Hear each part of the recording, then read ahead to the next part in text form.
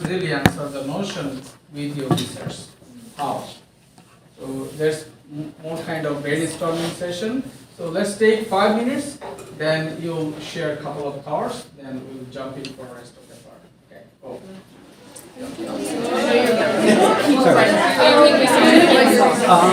No, just for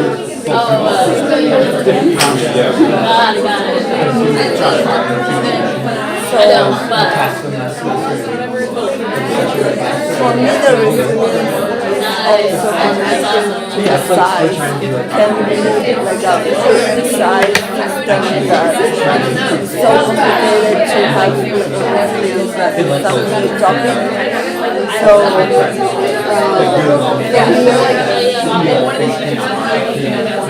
the resilience is connected to diversity and to all the parts that compose the system, but also it can be a system that can operate because of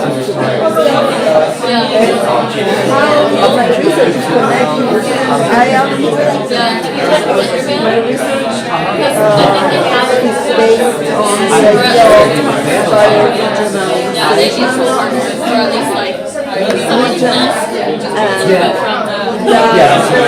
why I also really what I think. How is your I have no idea.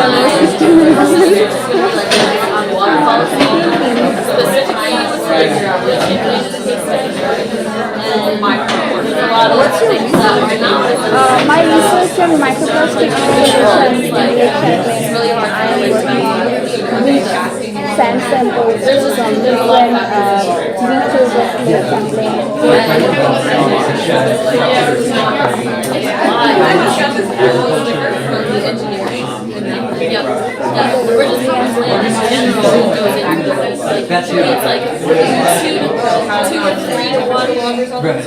What's resilience for you? I need to adjust all of the people where I am newcomer in India, and when I came here, I had no idea about their culture, their behavior, their mentality, and I did not know how can I adapt to them.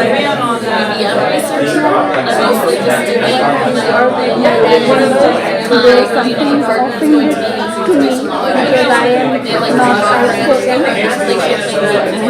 I usually don't talk too much in English or in Bengali. In both languages, I always keep silent. So I think need to adapt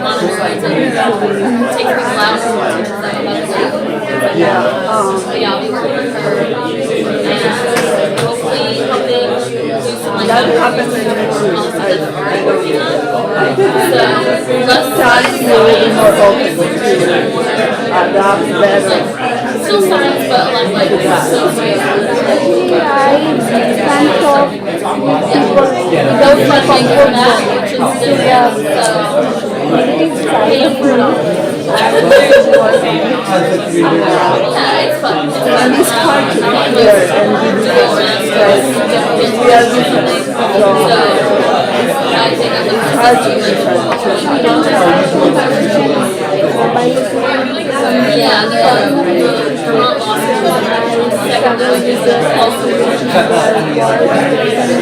It's what used to be called Neogo, but now National Climate Environmental Policy. But it used to be on yeah, that's not really yeah, he's great. Yeah, it's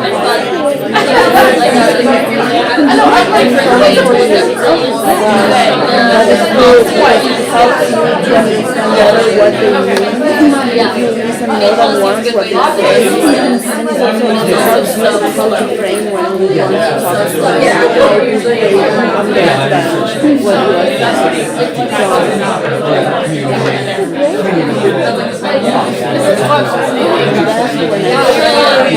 I listen to Empresarial all Oh, the yeah, we time. need both. We need both. Like, I never want to say My English federal government. the way I understand the content. Like, I'm like, Oh my God! I'm so sorry.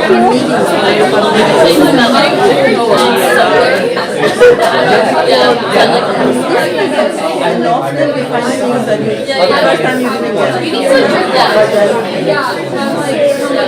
So just everyone. Thank you. It's really hard to I feel like every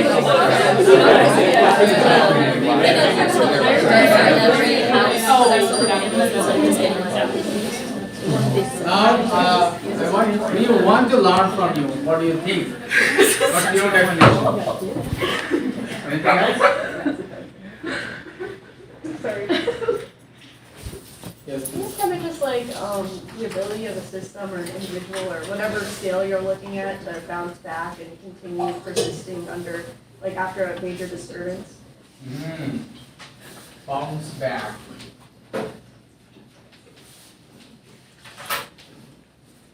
Yes, please. We talked about how it is related to a bounce back, but you don't always bounce back necessarily where you are. Kind of find a new equilibrium maybe within the larger system that's being resilient. So not always a return to where you are. Wonderful. Yes. I think resilience, it should be bounce forward, bounce back when it work always. So yeah, bounce forward is much better to prepare for the next disasters, engaging in facing more than capacity. Wonderful. Any other thoughts? How it connects with your work? Any connection?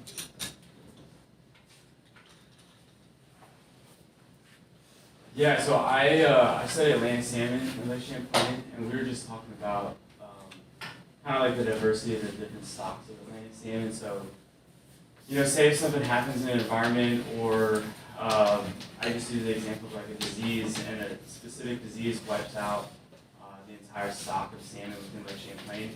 Having a non-resilient stock is can be detrimental to the population, but having the diversity of different stocks, like the portfolio theories, everything in fisheries, it's important to have like a resilient population.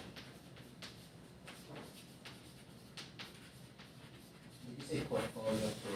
Yeah, so it's like a thing in fisheries that different stocks contribute to the overall population. So you don't want, it's like investments, right? So like you're investing in like a different portfolio, but you want multiple different stocks within a system, because if a big environmental event actually does occur, it wipes out completely the whole genetic stock. But if you have different subpopulations, those can be like bolstering the population if like years that bad recruitment or like reproduction or like diseases come through.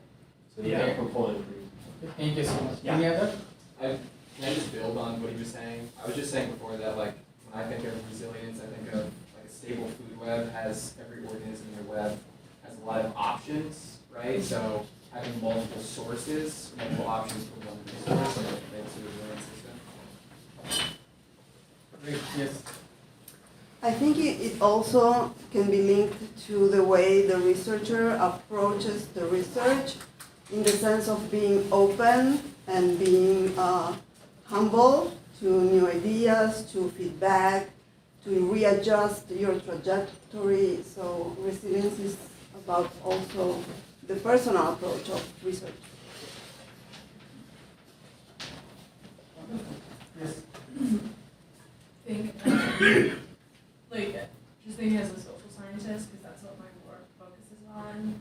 I think about like social systems as like, can they be resilient? Like, as like social convention grows and changes, are systems resilient to that change, or with that change? Okay, I'm assuming that everyone's research work is connected somehow with the resilience notion, or linking with sustainable thinking.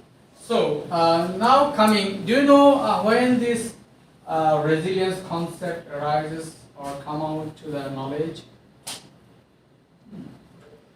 Yes, please. It's been around in kind of a lot of different areas. disciplines.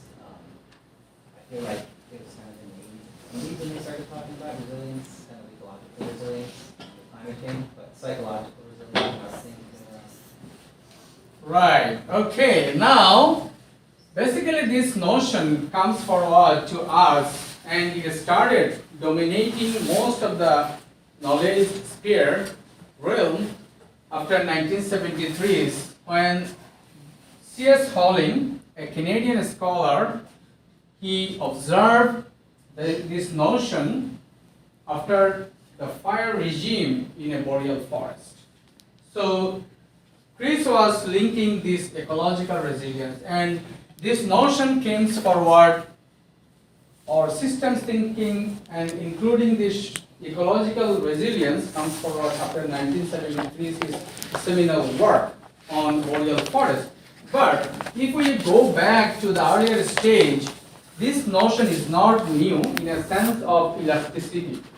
This comes from the engineering resilience, and many books, there are few seminal books that I have two books here. One is Penarchy and another one is Navigating Social Ecological Systems. Basically, they are the world-class scholar dominating this notion and expanding this notion to the all field. Right now, you'll see resilient city, you'll see resilient community, you will see disaster resilience, you will see social psychological resilience, you will see the social resilience, you will see the ecological resilience.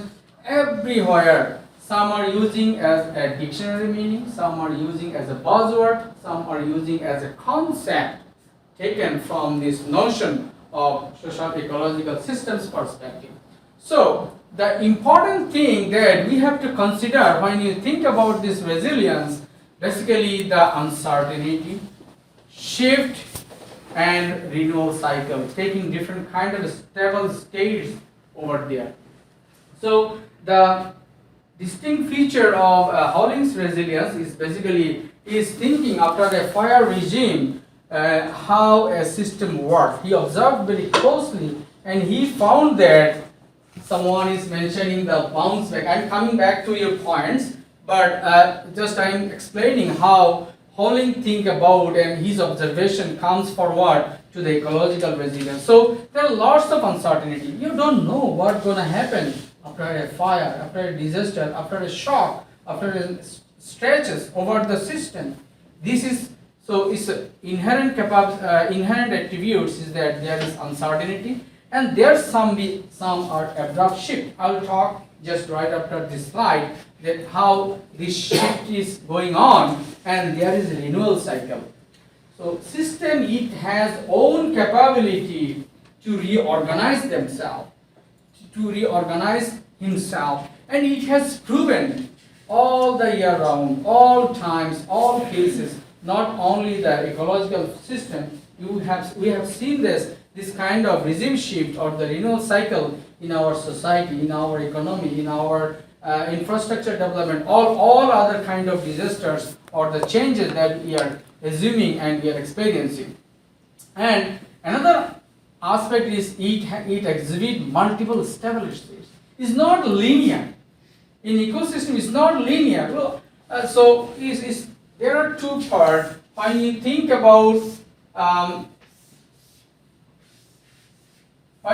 about our engineering resilience or some sorts of psychosocial mental health resilience, we think that they thought that they are linear relations. So there was a disaster and they come back again to the equilibrium state. Someone mentioned about the bounce back. So bounce back, that means I was sick for 1 week, I had a fever, I got medication, I am now cured. I don't have fever after 1 week.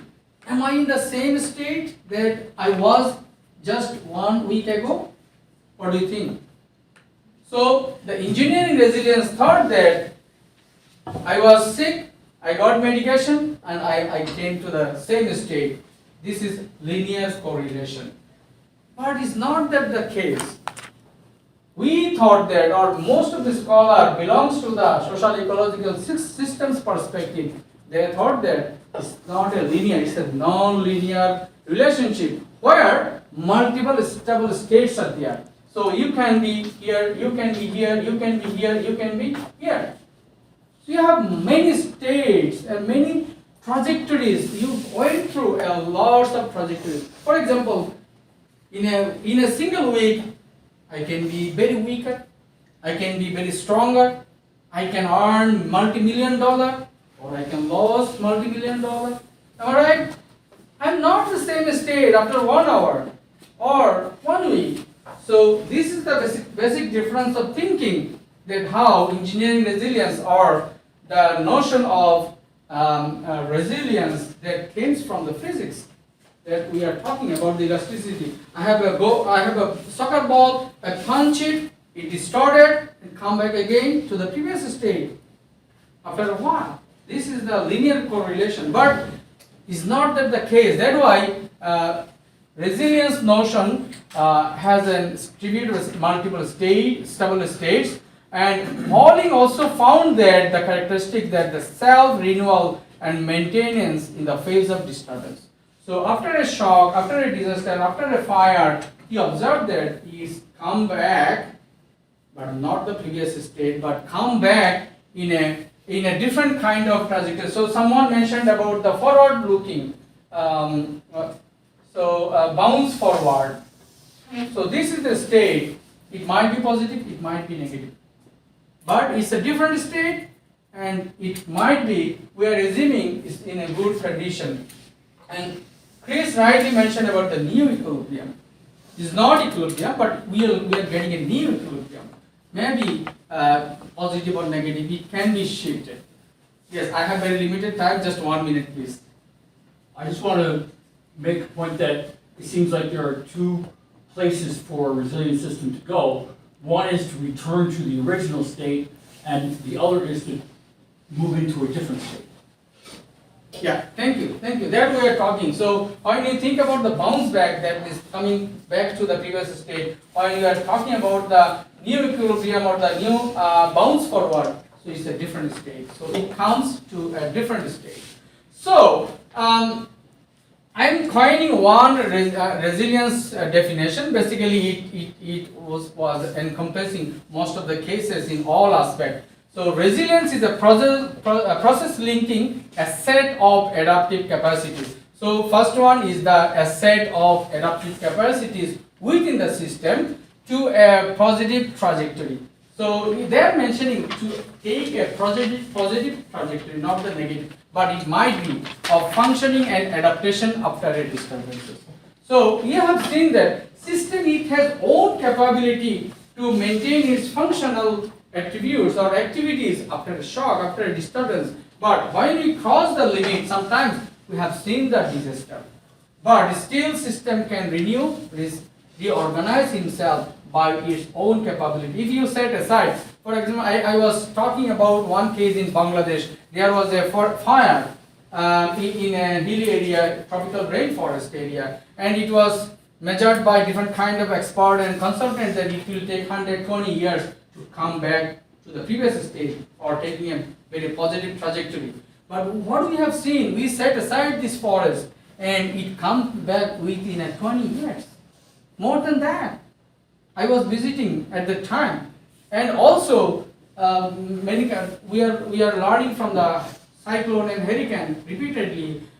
We have seen that in one of the mangrove forest, tropical mangrove forest in Bangladesh, and Cyclone Cedar in one cyclone 2008, it safeguarded 80% fatality by a forest, and it was devastated. Many wildlife died. All climax species, most of the climax species were destroyed and devastated. But what we have seen, without any kind of intervention, the system it has own capability, it bounce back more than the previous state. It takes a new equilibrium, new trajectories afterward, that kind of shock. So this is basically its notion is changing.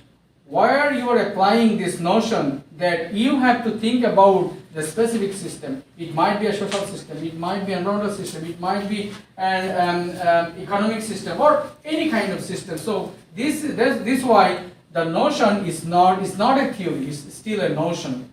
So you can come up with your notion of resilience And resilience theory deals with system dynamics and envision ecosystem as a continuously changing. So this envisioning is changing. We are, in my first discussion, we talk about the climate change, we talk about the global warming, we talk about different kind of catastrophic effects that we are experiencing in our day-to-day life. So it's not steady. It's a dynamic system, is changing over the time, and sometimes it's changing very abruptly, very rapidly changing, and also is unpredictable in nature. We cannot predict.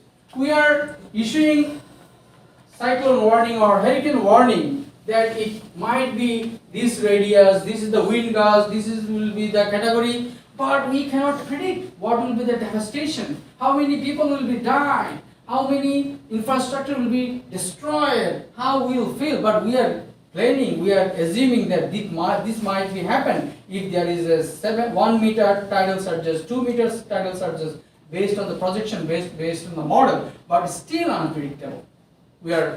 So it focuses on renewal cycle again and the disturbance event. So this is the outcome based and the process oriented resilience. Just I am highlighting, when you think about resilience, it has a linear correlation. So we are thinking about the outcome. That's why most of the development organizations in the world, they measure resilience by the indicator. But another big people or the school there is basically deal with the Stockholm Resilience Center, and the most of the resilience center or the people belongs to the social ecological systems notion. They believe that it's a non-linear relationship and it has the process oriented resilience. There is no bounce back. It will take a different trajectory, different stable state or different state will be there, new equilibrium will be there based on that. So be clear about the indicator based or outcome based approaches and the process oriented one. So taking a positive trajectory, different trajectory after the shock, after the disturbances, and when it comes through an adaptive cycle. Now I will take your question at the end, please. Just I have to finish within time. So how it related with our sustainability thinking, because we are talking about the envisioning sustainable future, and we are dealing with the society and the nature or our mother earth or the environment, and this is close ties and interaction, and we are taking all kinds of ecological services and tangible and intangible benefits from our mother nature. So we have to think seriously about how systems go, how systems interact, how systems interacting within itself and providing all kind of tangible and non-tangible benefits to us. So that is related with sustainability. So it has integral connection with the resilience notion and the sustainable thinking. And it also, for example, when you think about the sustainability issue, it is also uncertain, as like as your social ecological systems perspective. And also, we measure this sustainability based on the interaction, based on different kind of indicators or the processes that is coming from this social ecological systems perspective and how we are adapting and changing. So now I'll focus on this is the diagram, basically adaptive cycle that was taken from the Penartier. That is the book. This is written by Gunderson and Holling in 2002. So this is a good book to understand this adaptive cycle. So there are 4 phases. Starting from here, this is the exploitation or the growth phase, and then it goes to the conservation phase, and it goes to the release. This is omega phase, and this is coming back to the alpha phase. That is the renewal or the reorganization, and it can take a different trajectory. So what is that? Growth phase, basically, if you think about the arrows, this is the short length of this arrow. That means it's very slow. It's very slow. Then we are talking about the abrupt change, slow change within the system. So when you think about this growth phase, basically it started exploitation of the natural resources from our mother nature, and it is very slow to take the conservation. This is more kind of accumulation phase. This is the K phase. And we have seen this is slow. But after this conservation, like biodiversity conservation, forest conservation, or different sorts of social or ecological conservation aspect, then we have seen that certain shock and stresses within the system that releases energy, and this is really abrupt. We have seen the abrupt shift within the nature, sudden shift, and it also putting to the reorganization phase, or we have seen that based on the system's capacity, it takes time, or it can be renewed its cycle or come back to the previous or a new equilibrium within a short time. If it had own strong capacity or if it had weak capacity, then we have seen it takes time. So in here we have seen the erosion of resilience, but here we are in the release and reorganization phase. There are starting of the resilience here, and here we have seen that it's a strong resilience, or that was proven because system it has own capability to absorb the shock and renew itself. Now here is the main explanation that we are thinking about. So there are many notions. If you come across the resilience literature or the learning literature, adaptive psychology literature, you see single loop, double loop connection, or one state, two state, three state, single state, multiple state. So this is a long debate and long understanding. So my point is to understand this, the previous one. What does it mean by R? What does it mean by K? What does it mean by omega and alpha stage? So here you have seen this is the growth phase or the exploration phase. This is characteristics by rapid accumulation of resources. So we are collecting resources, we are exploiting resources from the mother nature to build something, to start something, to provide some output towards, or providing some kind of services to the human being. And there is a competition. When you come up with asset accumulation, there is a competition, and there is some compromisation also. And also rising level of diversity and connection. So we'll have seen multiple connections are there, cross-scale connections are there, and high bar decreasing resilience at the initial phase, at the R phase. Now what about the K phase or the conservation phase?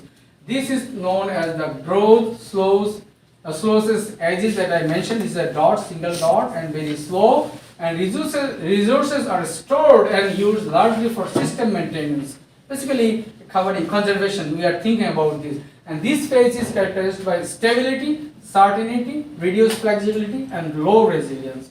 So after growth, we are finding some stable state over there. This is the conservation. But when you have seen some shocks and stresses, this is the creative destruction phase. That is not negative, it's positive destruction. We are calling it a destruction phase in because it's releasing the energy, releasing its accumulated resources over there. This is the characterized by chaotic collapse and release of accumulated capital. This is a time of uncertainty when resilience is low but increasing. Then the final stage we have seen, this is the end of the cycle, the alpha stage. This is the reorganization phase and is a time of innovation, restructuring, and greatest uncertainty, but with high resilience.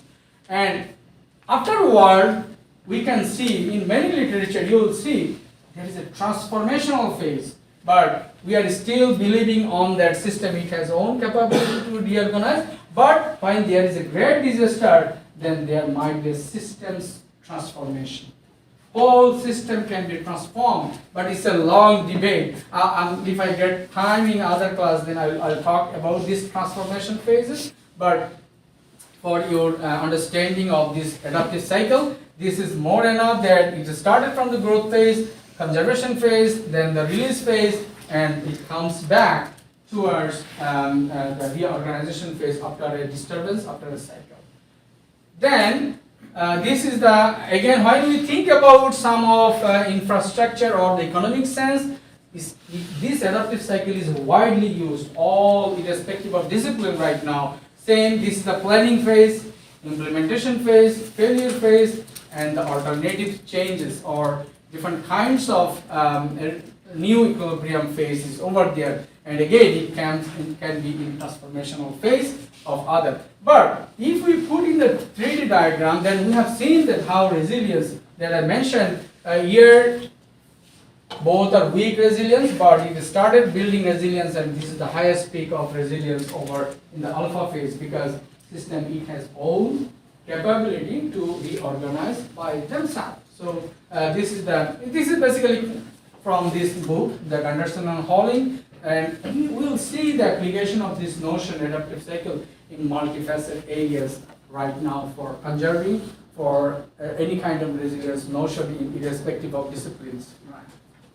Now, another thing that I was just wish to tell you about this building blocks of building resilience and adaptive capacities. Basically, it's really connected with our resilience notion, and this was taken from this social ecological navigative social ecological systems, and this is one of the widely cited book in the resilience notion and resilience social ecological systems thinking. So it mentioned clearly, basically Folke et al. So they mentioned the 4 pillars for building resilience and enhancing the adaptive capacities of a system.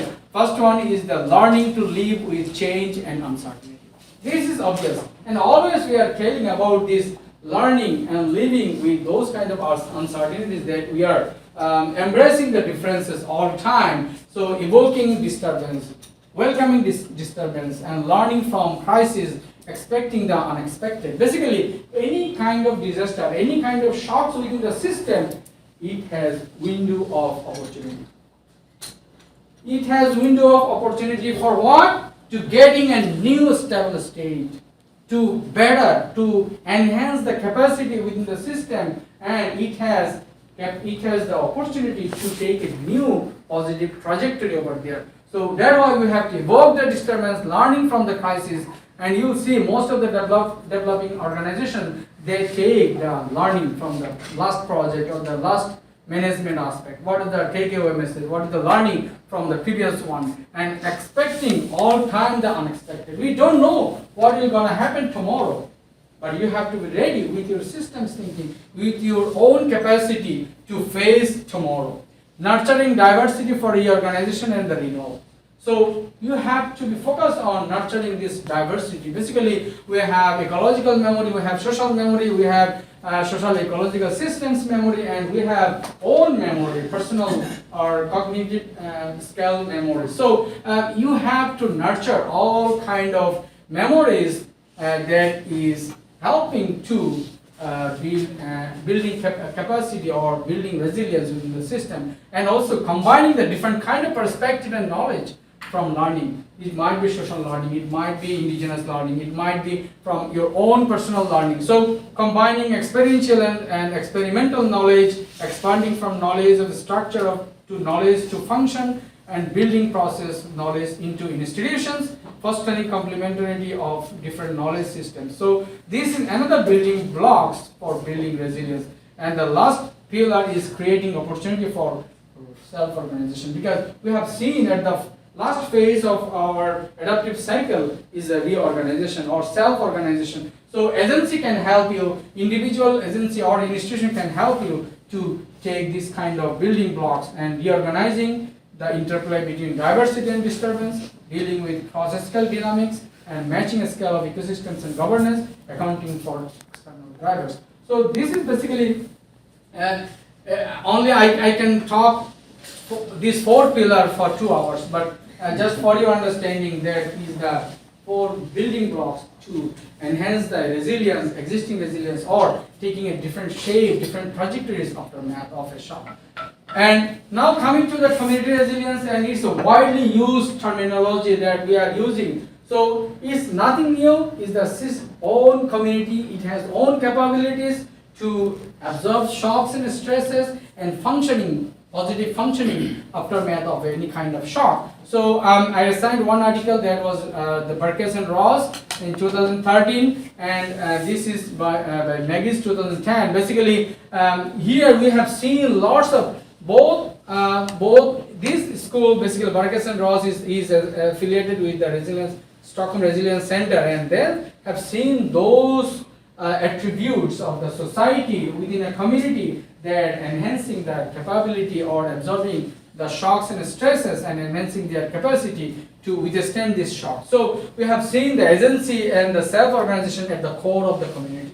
This is vital, this is fundamental. But we have seen the rotating pillar, people-place connection. This is also important. Diverse and innovative economy, community infrastructure, positive outlook, engaged governance, social network, values and belief system, knowledge and learning and leadership. And I use this framework for my doctoral research, and I find really important to understand those attributes within a community, how it is helping to bouncing positive trajectories after a disaster in case of many. But it is basically contextual sometimes, because some attributes are applicable to one part of the world which is not applicable to the other society. So we have to find out ourselves what attributes we have. And the McGee's notion is coming from psychosocial mental health. So we have seen also lots of overlap over there. That's community resources, active agent, so agencies there, collective actions, strategic action, equity, impact, resource engagement, and resource deployment. So this is basically food for thought, how you can think about your community, how you can enhance your community resilience within yourself to face lots of uncertainty, to face forthcoming disaster. And I use this framework in my understanding my work. Basically, this is nothing new. We are living in this Mother Earth, where the build system is there, social build environment, the natural system, and we are experiencing lots of climate change and environmental extreme events, and system it has own capacity to absorb. And after the when it crosses the threshold level, then we find it's a disaster. And aftermath of disaster, just I am focusing on to building a sustainable and resilient community. What should focus on their livelihoods, their economic aspects, their systems resilience, basically the infrastructure and the other social system, and experiential learning from previous disasters or shocks. Governance, planning, and the policy basically is a key tool, and knowledge and awareness. So we are finding different kind of a state over here inclined with the Hollis resilience notion. So multiple state can be possible. And last not the least, the sustainability program and initiative in Vermont. We have seen many, and our state is leading in sustainability thinking among all states in the United States. So what are the programs and some of the initiatives that were taken by state government and also taken by lots of non-government, not-for-profit organizations are there. So one is Vermont Environmental Stewardship Program. It's basically a voluntary organization. They are participation of the farmers, of the food producers to improve water quality and the land stewardship, and Greater Burlington Sustainable Education Network is basically United Nations University recognized program to build awareness and implementing those kind of notions or sustainability initiative among the communities, and also Vermont Conservation Stewardship Program to improve the conservation system. And Urban Society, they are focusing, they have lots of branches to protect birds, wildlife, and habitats. Nature Conservancy of Vermont, conserve land and water, and the Vermont Green School initiative. I really appreciate this initiative too. Awarding and learning dissemination of this sustainability thinking towards the school students, and they are also setting aside a 3-acre land for conservation, so they can teach their students with in situ learning process.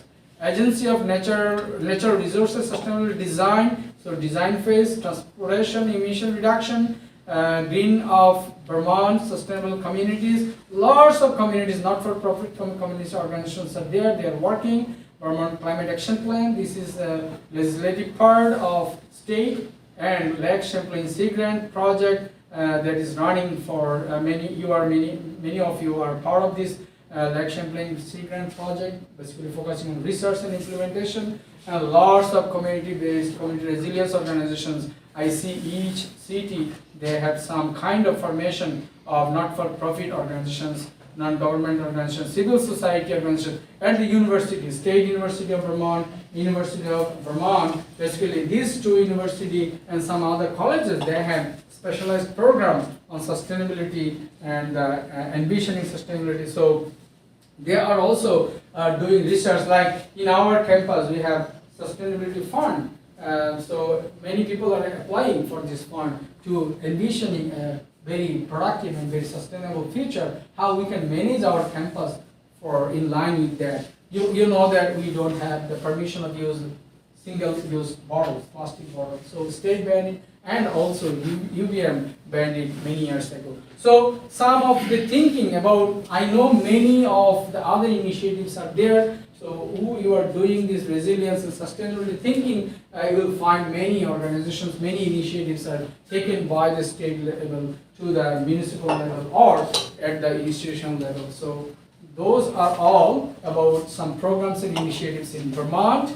Now, there is an announcement, it was came out from Katie Fraley about your symposium. So there is a 41st annual grade research symposium. They're going to happen on Friday, this Friday, October 18, 4:30 to 7 p.m. And it's a very good scope to get an idea how to present, how to showcase your research to the wider community, not within your research group, within your supervisor. Then everybody can learn from your research and can think about your research. So I would say you should attend this one, obviously. I will be there. So I'm inviting you all. I think 1 minute, if you have any questions or anything else, please. Yes, please. I just had a clarifying question. You mentioned a few times that resilience has a linear relationship, but a linear relationship to what? Wonderful. That's why I was talking about the linear relationship. That means that I mentioned that I was sick 1 week ago, I got medication, and I come back to the previous state. Is that am I? That means the relationship with your time, basically we count the time. Here is the time. When you think about the linear relationship, we are thinking most of the cases in the time. And this is the potential that you have. So capital or potential, then connectedness, we have seen this how we are connected and within time frame. So in relation with your time, your resources, and your potential, so those are the linear or how we are measuring these systems thinking, how it is related to linear or non-linear. Okay, so we'll go for presentation. If we have time afterward, then we can continue our discussion. If you have some questions, you are most welcome to meet me in my office. I have office hour after your class from 1 to 2. So you are most welcome. Any thoughts, anything comes up in your mind, any questions, please shoot me an email or you can come in my office physically. Thank you. Do you need break right now or after 2 or 3 presentations that will be good? Okay? Okay, we will take a short break of 5 minutes after maybe 2 presentations. Okay, who gonna first? Which group want to volunteer? Tell me your thematic area. I see.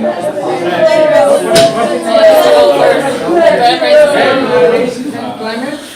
Environmental justice. Climate action. Okay, climate action will go.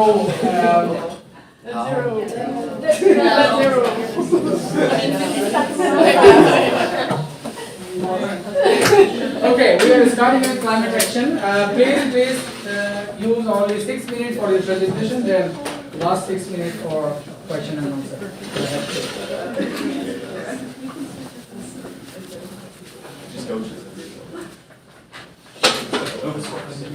Yes. I can do it. I wasn't anticipating going first, but I mean, I'm jealous. yeah, right. Well, you gotta. Go ahead.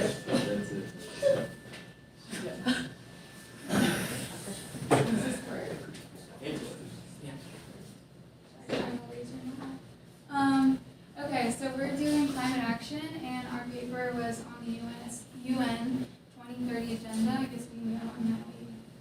I don't know. Yeah, I'm Graham. I'm Holly.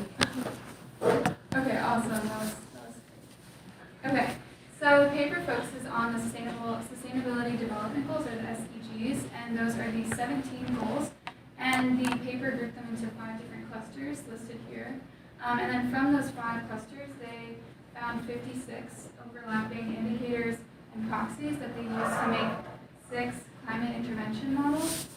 And then these are the 6 climate intervention models and sort of like the overarching idea for each of the models. So the column on the left, the 2015, is that more recent data that they used to later extrapolate out with the red box above to get to the 2050 projection in the middle there. And then as you move over to the right, it's the climate mitigation strategies that bring it back down below the bright line, which is the dash here. And so this is in particular for the agricultural water use. And this is the planetary boundary, but there were other graphs and figures that related to other outcomes. And so the yellow box that is decreasing from the middle column, the SSP2, is the development and resource efficiency. So that's A and B, and then the green is the C mitigation strategy, and then the blue is the D, E, and F climate mitigation strategy to get down to that last bit. Yeah, this is a figure, I do apologize for the fuzziness. Looked bad on my laptop, but this is pretty disgusting. But anyway, this is like a global summary of how well different parts of the planet are doing. Sorry.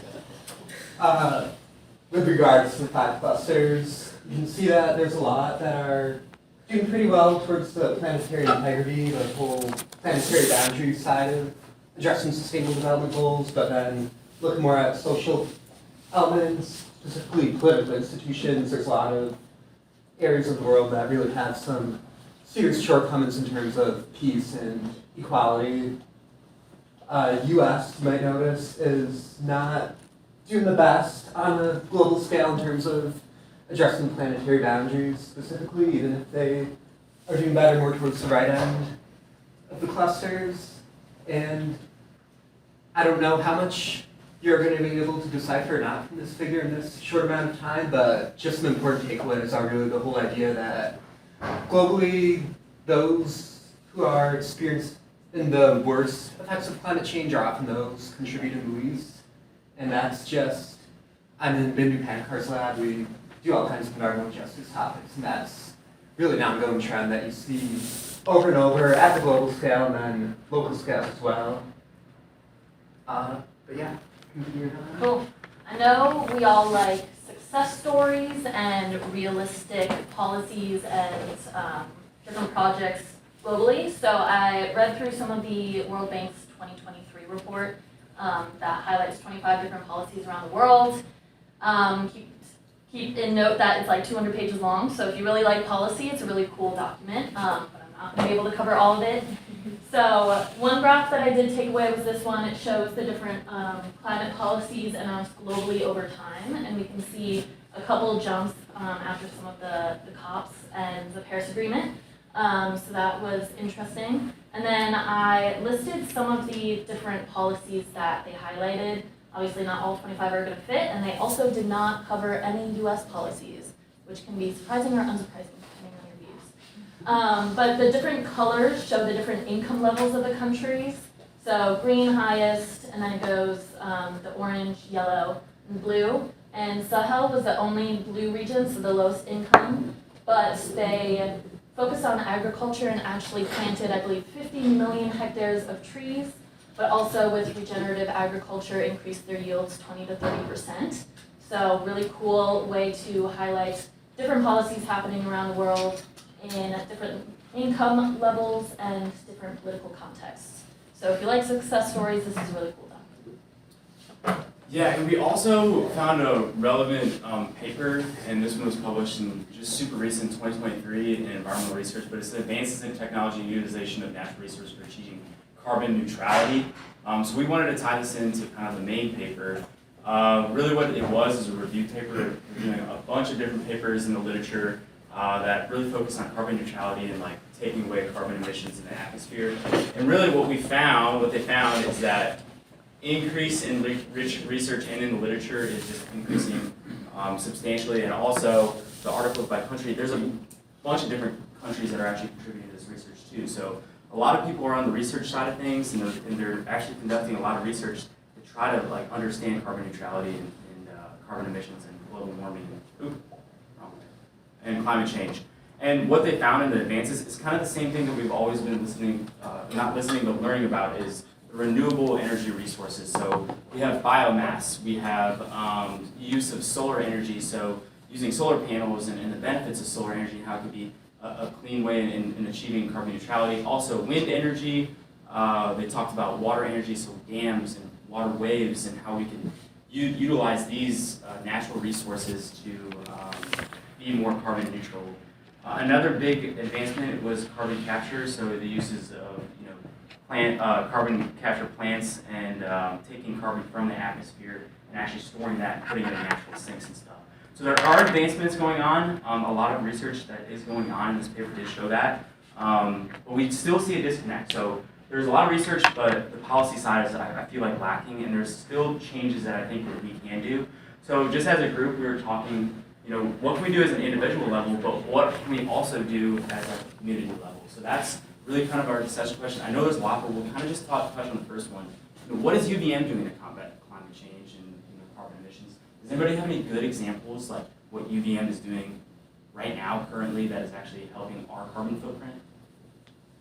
Yeah, This go is ahead. kind of funny because we're the net zero energy group, so that's actually one of our discussion questions Really? as well. Well, a little bit framed differently, but yeah, we were talking about how Aiken this year was declared net zero, or actually no, I think it was 2023, and it had me thinking of like, does UVM have a larger goal of claiming net zero? And then we looked at what does it mean to be net zero versus carbon neutral, but it says that UVM is looking to be carbon neutral by, I think, 2030 or something like that. And I feel like that's through initiatives like the Sustainable Campus Fund and such like that. But I don't know, you really have to think about it or look into it to figure that out. So what is Aiken doing specifically, like in the building? So this is kind of funny. So my sophomore year, So the Rubenstein School does this thing every year called the Creating of the Rubenstein School. It's like a special project. It's a class you can get into. And so they have it's I think still taught by Gary Hawley. There's this group of things that you can specialize in. Some people do the solarium. Some people focus on the green roof. Some people look at the energy quantification. That's the group that I was in. So we quantified the energy of every Rubenstein building, and we were able to analyze what could be done to make it more sustainable. And so we presented to the Sustainable Campus Fund, and we had two plans. Either we declare net zero now or it was later, and obviously they chose the later because they wanted more proof and effort, whatever. So I don't know what has happened since then though, but I do know that Aiken specifically, I think they were working, this is past my time, but from what we wanted to be done was working with Burlington Electric and looking into alternative energy sources, like a biodigester was something we looked into at a point, and I don't think that happened, but it's just things like that where, yeah. Anybody else? I don't remember anything. Yeah, we have time, 2 minutes. Sweet. Yeah. I don't know how invested UVM is in carbon offsets, but I think there's definitely applied here when you think about carbon neutral or net zero. I think when you think about Aiken being carbon neutral, it doesn't have solar panels. Okay, where does the energy come from? Maybe part of it comes from Burlington Electric. It just is, it's complicated, and I'm always hesitant. I think about greenwashing a lot, and you can say oh, our environmental school is net zero. What does that mean, and what are you doing? So that's really what we think about. Yeah, and I think that is kind of ties into disconnect of policy. You can talk about it all the time, but what does it even mean? And for me, Kat's talking about having a net zero Rubenstein Aiken, what does that even mean? How do you even quantify it? What can I do to be more involved with that? Yeah. And I think there's a disconnect. We're in natural resources, a lot of us, but what about just the normal person that doesn't study this kind of stuff? I think the complexity is kind of hindering us. Well, I mean, I think like there's no like overarching regulatory body like of carbon offsets, or like when you like label food, the FDA regulates like you can say like fresh baked or baked fresh, and they like Yeah. mean different things. Like if it's like I forget what they mean, but like you can bake it fresh and then freeze it and then unthaw it and then it's baked fresh. But like there's no like regulatory body of carbon neutral versus like net zero, like and a definition of it like that you can like brand with. The wellness industry has done that, so it seems like we should be able to do that. One final question. Yes, please. This actually kind of jumps ahead a little bit to the last question you called now, but talk about like how do we get people to live more energy efficiently and kind of awareness. One thing I've been thinking about that I think is really interesting is the ways that we are and are not aware in terms of what our energy uses are. Like I deal a lot with some tech stuff in the kind of work that I do and just in my daily life, and keep seeing stuff going around about how we've had some of these really big technological advances, like all this AI stuff's going on, and it's massively energy intensive. And you've got places like buying nuclear power plants to run their operations. And you know, that's not the kind of thing that we go home and we're like, oh, turn your lights off. Like the light bulb is not the thing that's using the energy right now. Yeah. And I don't know, just in terms of how do we move forward, do we need to be more mindful of exactly what the actual energy impacts of specific actions are Yeah. in a meaningful way? Real quick, Brand. I don't know if anybody's done a climate fresk. Is anybody a fresker here? Yeah. So yeah, climate fresk I think is a great way to kind of just talk about climate and like climate change. It's super top climate fresk. I don't know. What is it? It's like it's developed by a person who was overwhelmed by climate change and global warming. And It's a discussion group? Yeah, it's a discussion group that it might even be a good thing to like try to like. Kind of like a card game. Yeah, it's like a Yeah, card game. and I think it was a great way. We did it in my TA classes, but we also yeah, it's like discussion process. exactly, but it kind of goes into some of the complexities, but it gets people talking about climate and like I think it's a great way to come into like a community and like really think about it differently. And I think if anybody wants to get into like the fresk, I'm like a certified fresker. So I could fresk. That's really great, Brandon. F-R-E-S-K. And it would be cool to even maybe, I don't know if we have class to do it, but It's a Europe-based organization, basically the educational forum. More than millions of people are there involved, and they are providing training like he's a certified fresker. They can provide training to you in person or online. I swear we're taking live series now. I also worked as a facilitator for 2 years.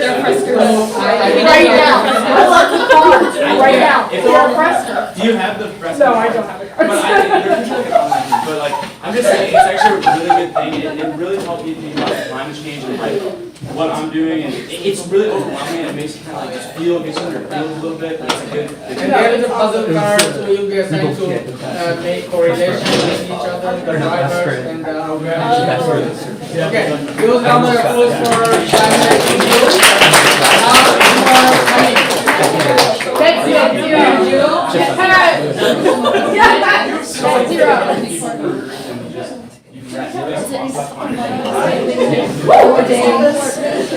I still don't understand climate change. I'm wondering, you uploaded the PDF file over there. Oh, I did. Overall, I think it's a really cool education idea.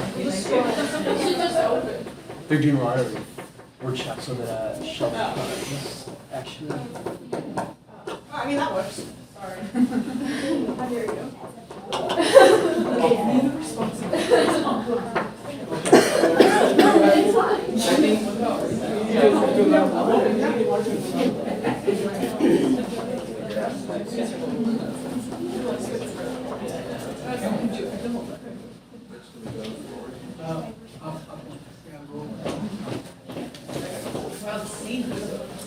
Hi, good morning, everybody. I'm Chris Lindgren. Hi, I'm Caitlin. I'm Caitlin. I'm Kat. Our topic is net zero. Net zero is a framework for climate action. Long emergencies, wicked problems, global change. It's overwhelming. Reducing and zeroing out greenhouse gas emissions is essential to halt global warming and stabilize the climate. Carbon neutral balances emissions with offsets, where net zero demands minimizing emissions prior to offsetting. Net zero pledges, net zero maple. This is a practical, scalable frame for climate action. Our timeline is tight. Global emissions must peak by 2030 and reach net zero by 2050 to stay within the limits established by the Paris Agreement. There are many pathways to net zero, but several common attributes should focus efforts. Urgency demands front-loaded comprehensive reductions. Deep cuts now buy us more time to mop up residual emissions. Carbon removal cannot replace cuts. Carbon credits must be traded in robust markets with high integrity. Net zero requires equity. Policy and regulation should ensure equitable development and access.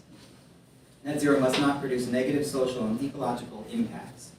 We need to protect biodiversity and ecosystems while promoting economic opportunities, green jobs, and climate innovation. Net zero is a milestone on the way to regenerative economy. Net zero is about urgency, scalability, and inclusion. It's about moving beyond zero. Caitlin's going to talk about carbon credits and net zero next. So kind of looking at the difference between carbon removal and carbon reduction. So carbon removal, we're specifically taking CO2 out of the atmosphere via carbon capture and storage, carbon dioxide removal, and direct air carbon dioxide removal. And these break down into emission reduction credits, which means you're putting stuff into the air. Carbon removal credits, you're taking stuff out of the air. These are kind of the two big theories of how we should kind of get to net zero. And then specifically looking at carbon reduction, reducing emissions rates to meet the IPCC standard of staying below 1.5 degrees Celsius. This is a table showing kind of how the two ways to get to net zero. So looking at emissions reductions. So this is like 1 ton of CO2 is emitted by entity A, 1 ton of CO2 is reduced by entity B, still 1 ton is put in the atmosphere. But if you instead you're looking at removal, which means like physically taking it out of the atmosphere, if entity A is still putting stuff in, but the same amount is taken out by entity C, there is none in the atmosphere. So we're kind of looking at those two different variations of how we can remove carbon dioxide from the atmosphere.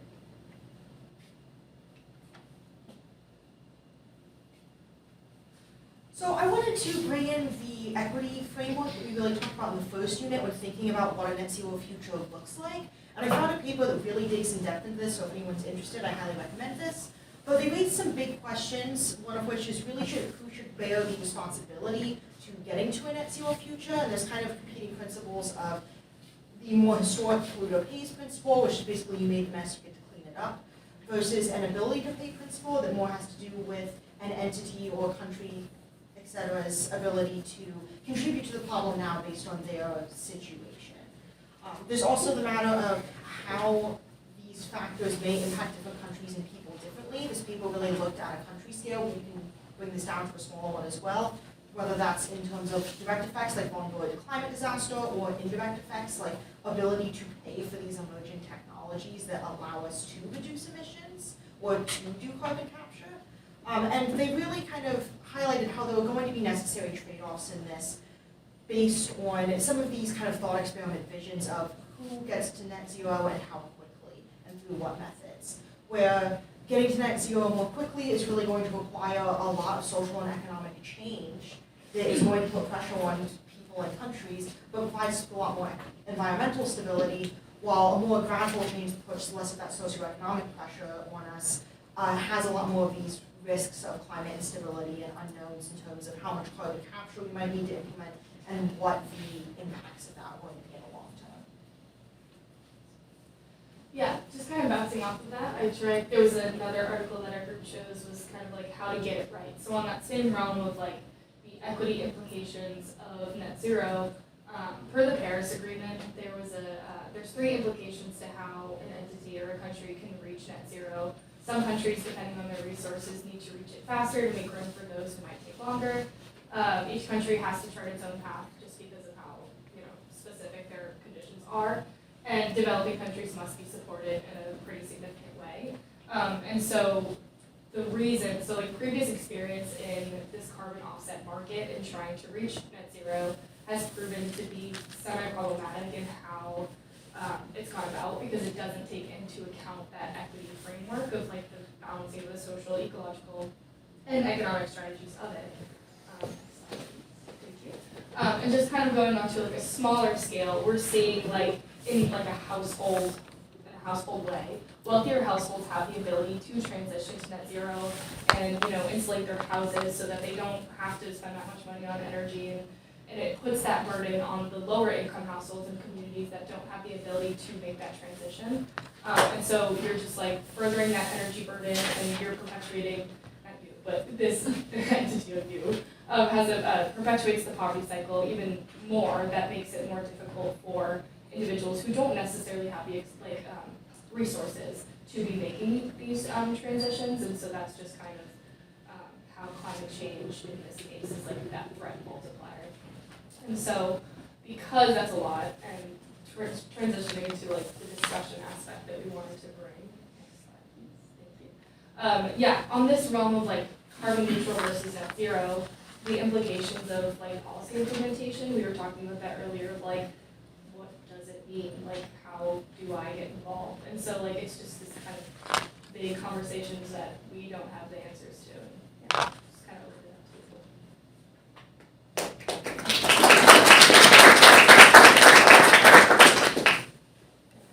Yeah, I'm not a carbon offset expert by any means, so maybe would love some more. But like just the idea of trading and those sorts of things, like how is that not like implicated in like market growth and all of these investing, like these other right. So like to me that feels kind of null in terms of its efficacy to like actually transition economically. So I was going to say, in terms of carbon credit schemes, and there's lots of them, and they're actually pretty tumultuous right now, and there was new kind of administrative guidance that came out in the spring that really required people to look at emissions reductions as opposed to just constantly buying their way out. Typically, if you're going to set up a carbon scheme, you would set up, like, this is how many credits there are. So you would have a constrained, contained universe, and you're just trading within that. So it's not like you're just trading endless. You know, it's not like there's all the carbon credits in the world. There's a limited amount when you're trading back and forth. But that's something different, I think, because like I was talking about these sort of like offsets in terms of, okay, you're buying like certificates so that someone like grows a rainforest or like there's no doubt that there's a lot of greenwashing, probably even some fraud in a lot of that. That's why these new voluntary markets particularly are where there's a lot of creativity and innovation, you could say, which has pluses and minuses. So there's that. I mean, offsetting buys credits that other people don't, right? Like if you're allocated 10 credits in your company, and that's how many credits you have, if you reduce those enough, you're only using 8 credits worth of carbon, you have 2 extra credits, and you can sell them to the person next to you, and they can then use 12 credits worth of carbon. So it's sort of, you have a balanced equation. That's how it works. Whether or not it actually really works and solves the problems is another thing. And this net zero really emphasizes cutting emissions first and only using those offsets as a last resort, as opposed to, sorry, go ahead. No, it's just kind of building on that. I wonder how they define the scope as well, because something I think about a lot in my life is, you know, the materials that you use to get to an equilibrium where you're not putting out as much carbon or you're using less energy, all of that. The materials that go into that are very carbon intensive sometimes to manufacture. So I wonder like how the scope plays in and if anyone has any input on that. You know, like a building may be net zero, but the solar panels and insulation, all of that took carbon to produce. An honest accounting would include all that. Okay. But there's a, go ahead. I was just gonna say, I can also speak a little bit on, scope is something that we talked about a fair amount. One thing that I looked at in that equity paper is kind of this idea of carbon leakage. So cases where, the system kind of gets played and you're more exporting that emission or that cost to somewhere else, and then kind of taking it out of the equation as opposed to actually accounting for it. So it's imperfect, and the ways that we go about things, we have to consider where we have that potential of something kind of falling through the cracks, whether purposefully or not. let someone else be in charge. Here, we'll take them back for a question. Yeah, I feel like sitting there listening to you talking about the equity paper and the Paris Agreement and remembering how Trump pulled the U.S. from the Paris Agreement by the argument that, like, it's not as demanding on China as it is on the U.S. and all that. And just so much of the equity conversation, I feel like the people who actually have the power to act almost feels too much like when roommates will squabble over who has to wash which dish, and like if you have the ability to like wash all the dishes and it's in your power, it's really in the whole house's best interest to have it done. And I don't know, I feel like there's so many people who have the agency out there and institutions that have the agency to get things done, and there's just too much focus on measuring the exact distribution of who can do what. That, I don't know, that's just been an ongoing frustration. And looking at carbon neutral versus net zero, both are great things to be trying to achieve, at least in theory, but I guess going back to the whole resilience idea of embracing uncertainty, you don't necessarily know which, if either, you're going to get to, and you don't know when you could necessarily get to either. It's more just trying to move in that direction and continuously doing anything you can that I think really is the most important. Yeah, with net zeros, it's a way station on the way. Right. It's not an actual, goal. I mean, it's a goal, but it's really, they draw the curve that goes through the sustainability line and up in the middle, and that's kind of net zero or sustainability, but that's not where we want to get. We want to actually get up here to the better sort of regenerative economies. Any final question, I did, but it's gonna take too long, and it's gonna go into our environmental justice presentation anyway, so. Okay, wonderful. Short one right here. Maybe like a final thought for some like positive thinking. I worked at a pharmaceutical company on a project trying to become net zero with our waste specifically, because there's a ton of waste that happens in manufacturing for pharmaceuticals. And they didn't actually put any value into carbon offsets just because they didn't want to contribute a significant amount of money for something that they wouldn't end up actually contributing in the end. So I feel like that's like a happy note to end on, and some people are hopefully going the right way with that. And the lack of carbon market, but let's not talk about that. Okay, thank you.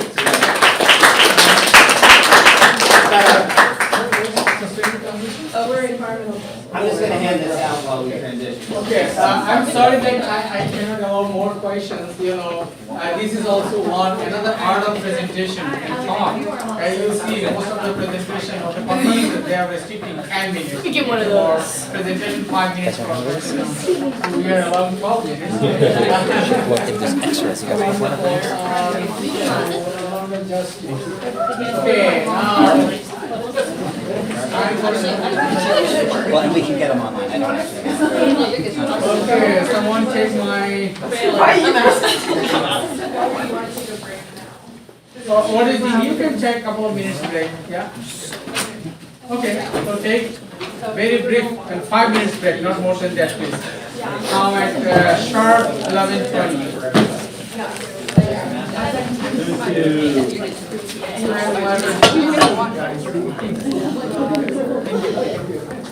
Positively impact the local economy, and then reflect the local community's vision for the area, so kind of what they expect.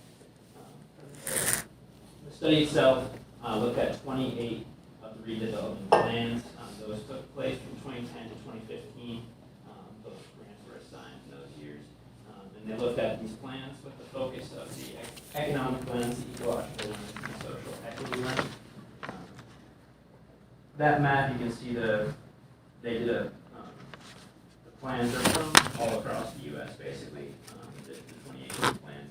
They were upfront that there are some limitations of the studies. They only looked at plans that are readily available online, so they didn't kind of go into the weeds and reach out to people.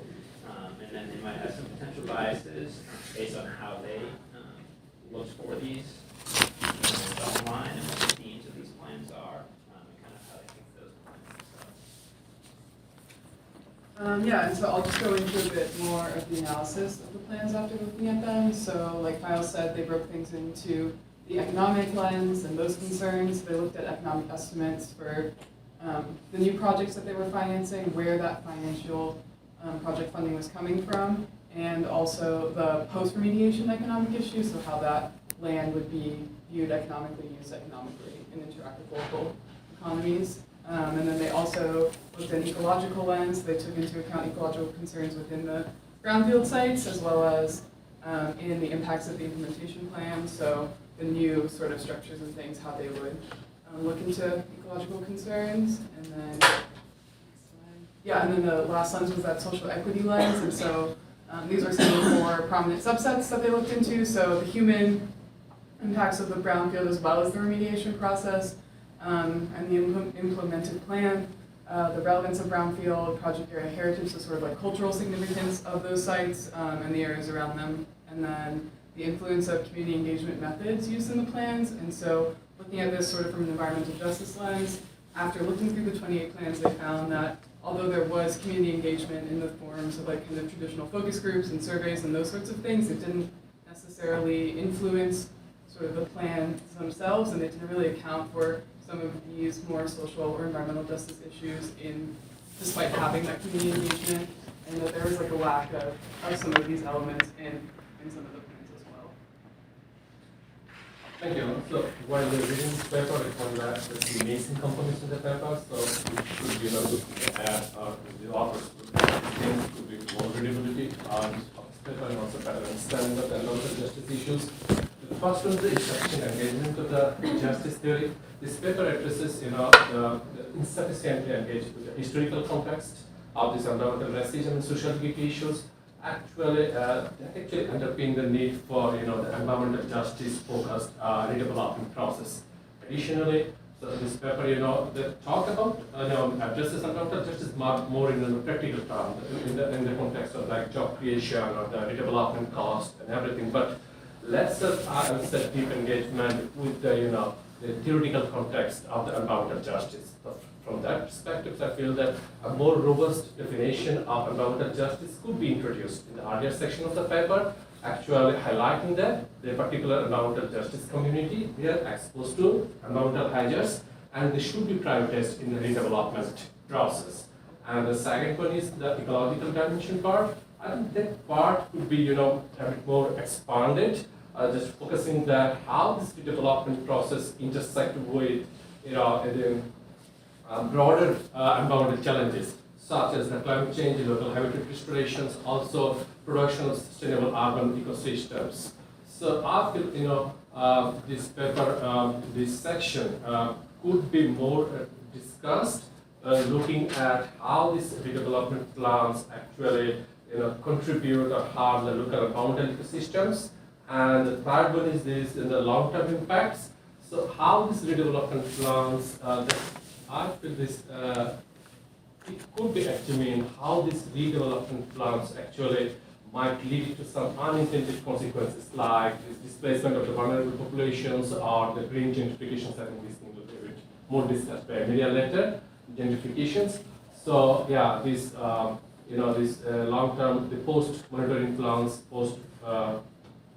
monitoring of post-development plans and long-term equity implications, that could add a bit more in the analysis. And yeah, the policy recommended sections could be strengthened, adding more specific recommendations to the EPS, the brownfield development projects, such as this just mandatory inclusion of environmental justice assessment, environmental community engagement, and also monitoring of post-development plans. Alrighty, so we have a real world example, and I wanted to sort of talk about this idea of revitalization versus gentrification, and we'll get to the sort of discussion on it. But for mini case study, I went to undergrad in Worcester, Massachusetts, and during the time I was in undergrad, there was a huge brownfield development, and it's now like the EPA's like poster child for brownfield redevelopment. It's like right on the website. So this is a neighborhood in Worcester called Green Island. Anyone who's been to Worcester understands the horrors of Kelly Square right here. And then this parcel here was the brownfield. So this is an aerial from 2017, the year I started undergrad, and then this is from 2024. You can see that this whole parcel was redeveloped into what's now Polar Park, a minor league baseball stadium. New housing went up here. This whole parcel was changed. This is a new industrial building, new luxury housing, more housing over here. They redid Kelly Square and made this Peanut. And so this is a really great example of how you can have one parcel that is a brownfield that you're redeveloping, and then look at the ripple effects out into the entire neighborhood with all the new housing. And of course, this is a majority black and brown, low income neighborhood. This is really, down here is where the neighborhood starts, and then across the highway too. And so this isn't cute, right? So this isn't good for anybody. It's contaminated, people live in a contaminated community. It's a lot of asphalt, heat island, you know the drill. Okay, yay, there's stuff to do now, it's good for the economy and that sort of thing. But what happens to the people that live there now? And it sort of led me to all these questions what's the difference between revitalizing an area and gentrifying a neighborhood? And can you do one without causing the other? And can you even separate environmental justice from social justice, especially in the world we live in today? Those are my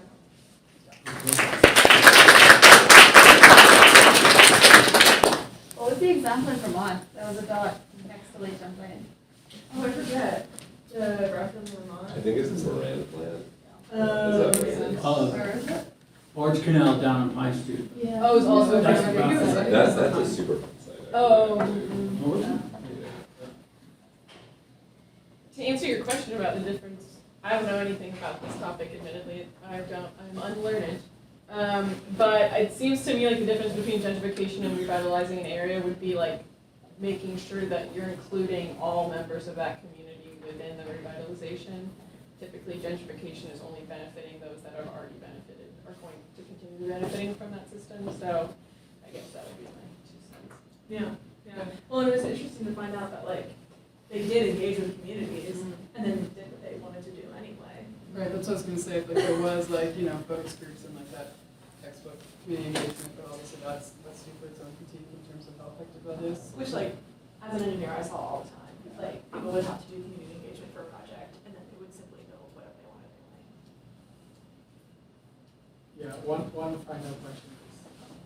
Yeah, I was just gonna agree with what Sam said and saying I did a little bit of environmental consulting in New York, and in the Bronx, it was really hard to go to work every day because I would be assisting with these redevelopment projects and taking soil samples to help the neighborhood, and then go to the coffee shop and the people who work there would say, we're being priced out because of what you're building, And so it's a very fine line, but definitely actually including the people who live there is so important when thinking about how to revitalize anything, because who are you revitalizing it for then?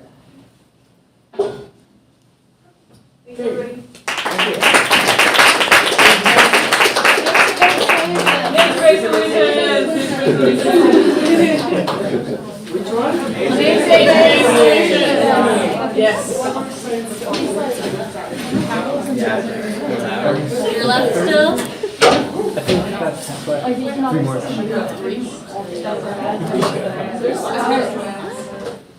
It's gonna be tight. Slow down. We just have 30 slides and that's not too many, right?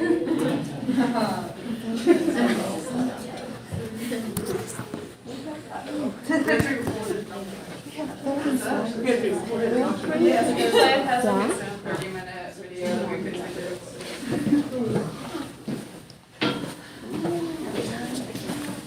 It's a really heavy big, I don't know why. Yes. 5 slides. Yeah, it's one slide per person or something.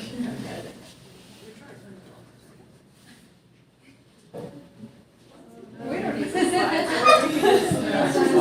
slides. Yeah. You don't know what's wrong.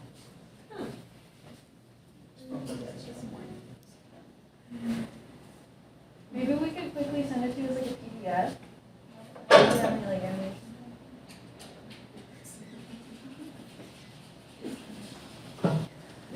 takes time. I love that forest. We find a lot of nature in Chris. It's somehow got worse. Do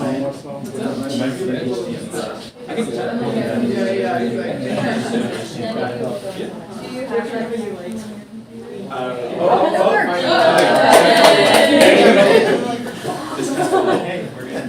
There she is. So, we're the nature-based solutions group. It's not letting me click. Okay, there we go.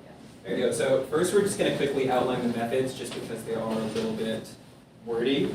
So in this paper, the authors present the first global systematic map of evidence on the effectiveness of nature-based interventions for addressing the impacts of climate change and hydrometeorological hazards on people.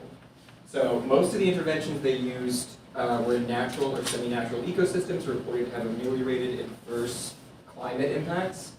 Though interventions involving created ecosystems, which I'll touch on in 1 second, were associated with trade-offs. So some studies reported reduced soil erosion or increased vegetative cover at the cost of lower water availability, but that was only in a select few areas.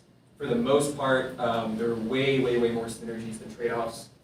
So what the authors did was they met with a panel of conservation and development experts to create a systematic mapping protocol with which to screen scientific publications, which they aim to restore or protect natural ecosystems, and they called this a coding framework. So to standardize this coding framework, they grouped the publications and the results by the climate impact most closely corresponding to the outcome measured. So this led them to group it in the literature into 6 main categories, which are listed there. So those categories are restoration, protection, management, combination, created ecosystems, and then like mixed created and non-created, they're used in some parts of the literature, but not all. That one's a little bit like specific to the actual circumstance. So restoration was active or passive restoration of natural or semi-natural ecosystems. Protection is like marine, freshwater, and land site-specific protected or semi-natural areas. And then management was natural or semi-natural ecosystem management interventions other than restoration or protection. So this is like forest management, ecosystem-based fire management strategies, etc. Combination is just more than one approach, so like 2 or more. And then created ecosystems was the establishment, protection, or management of a like newly implemented ecosystem. So this category also includes interventions for which it could not be determined whether the established habitat is created, natural or semi-natural, in a forested conducted to facilitate natural habitat restoration, provided the climate impact outcome resulted at least in part from the afforested habitat. And then mixed created and non-created is just approaches involving both natural and semi-natural created ecosystem. So a critique that we had of this paper was that urban areas weren't included. Most of the world's population today lives in urban areas, 55%, and that number is expected to go up to 68% by 2050. And as most of us probably know, urban areas face heightened impacts of climate change, like more flooding because it's so impermeable, and higher temperatures, it's all the concrete. So I would argue that cities need nature-based solutions the most, and those were excluded, which kind of reinforced the idea that human-dominated environments are separate from nature. So I think it was a real missed opportunity because a lot of the point of this paper was to kind of combine all the research that exists so people know that, okay, this works, now this is a good reason to implement it. So I think that was kind of a missed opportunity. Okay, so I'm going to talk a little bit about a local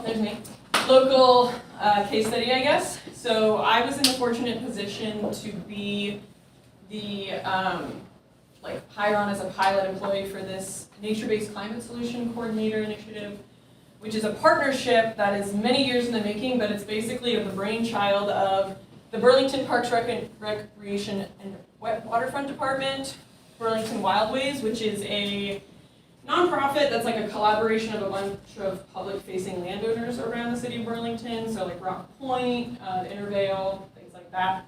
And they all had these different goals of conservation that weren't really working together, so hence the initiative to kind of get everybody on the same page.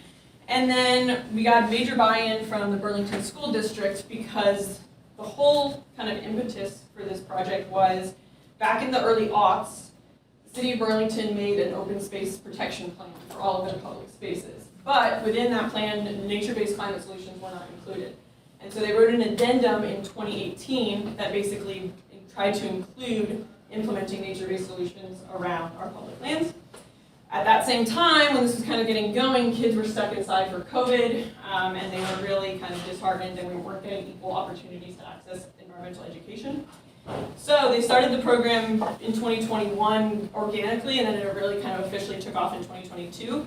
But there's some simple metrics there, but really the goal was trying to get kids active in climate resiliency, get them active outdoors, alleviate some of that climate anxiety, while also making our public spaces in Burlington more climate resilient.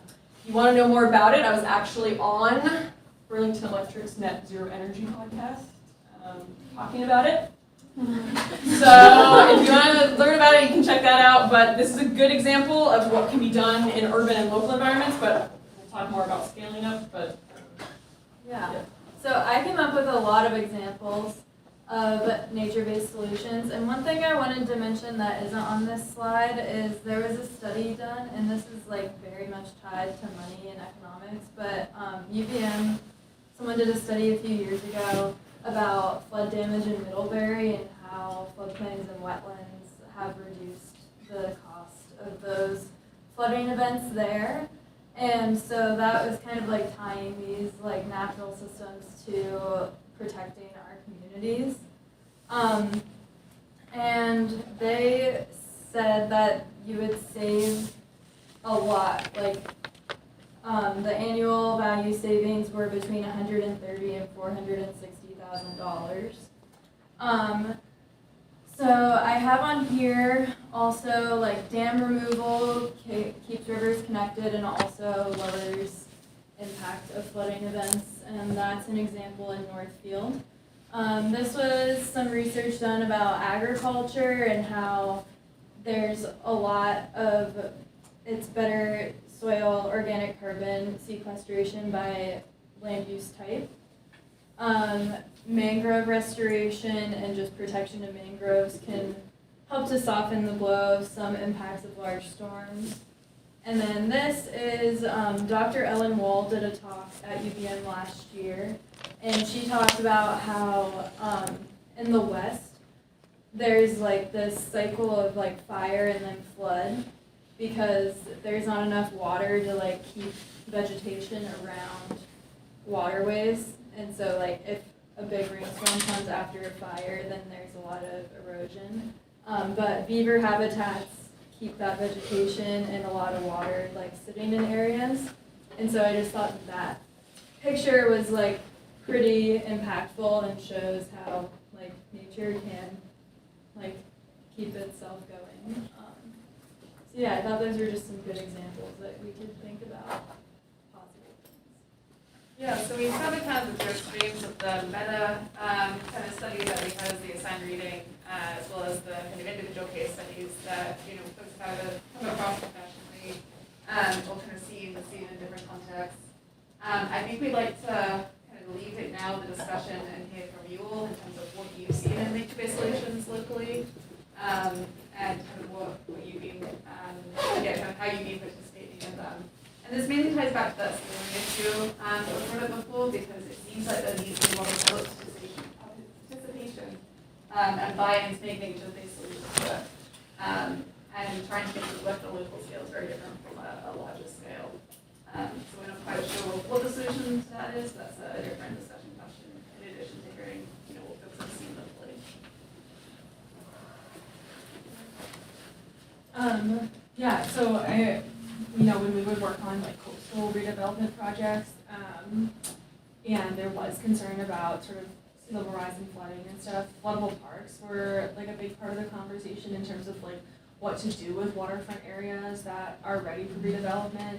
Because most community members, when you do workshops and say like, what do you want to see on this redeveloped waterfront area? It's like something for everybody. So like a promenade or a park or something everybody can use, not like luxury housing.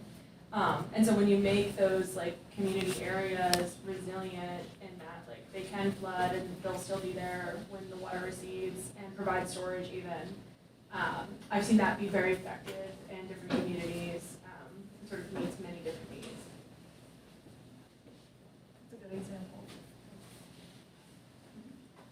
I'm so excited you brought up the Beaver stuff, because I actually did some work related to that with the National Park Service a couple of years ago. And I kind of just wanted to build on that a little bit, because that project looked at introducing simulated beaver dams, so when you don't have beavers, make beavers. That's something I forgot to mention, that was part of that talk in her research. And they implemented some of them in National Park, and the work I was actually doing was looking at it as part of a larger wetland restoration project in terms of also like restoring bird biodiversity in some of these areas. So I just think it's really interesting in that, yes, it can help address some of these like big weather and climate solutions, but it's also something that I'm like a very wildlife focused area, and if you think of it in terms of just management and ecosystem restoration more broadly. So yeah, also beavers are awesome. I have to say about beavers. I think it's time for thanking you. Thank you very much. If you have any questions, catch up with your group. Thank you. Who's next? Feasibility presentation.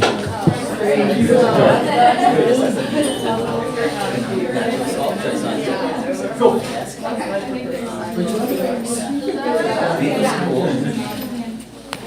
Okay, so transition. No, we just said the success stories. All right, yeah, guys. And they're not back to one slide, so there's a lot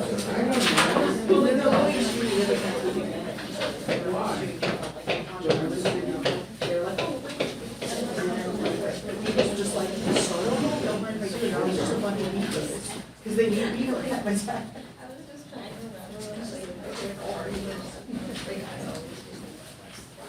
I think they need a more than there was some areas I'm sure there is a whole other. 15 minutes. Hello everyone.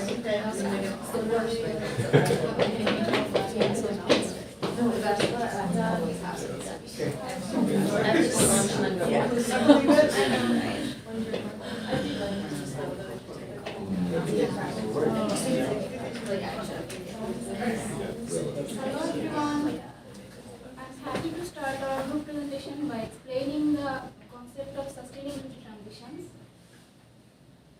So, our goal is to figure out how we can shift towards development that benefits people today and future generations. To make this shift, we need to address three critical questions. First, transitions toward what? The answer is sustainable development measured through goals like the SDGs. The second question is transitions of what? These transitions focuses on consumption production system or CPS. CPS refers to how we meet essential needs like energy, food, mobility by utilizing our resources from nature and society. As shown in the diagram, the system is influenced by key factors like markets, policies, technologies, and values, all of which impact both the resources we consume and the goods and services we produce. The next question is, at what scale?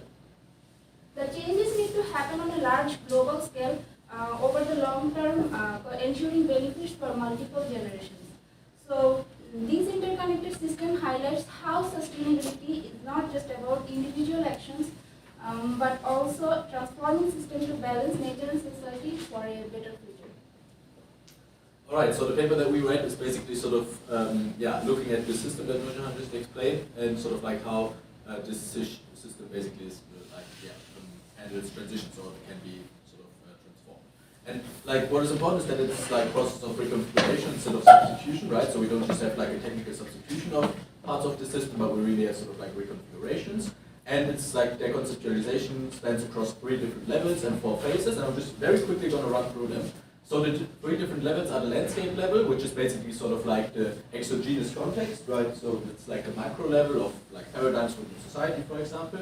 Then the consumption production system is basically what Nurjan just explained, right? So the values, knowledge, markets, and so on that define our consumption production.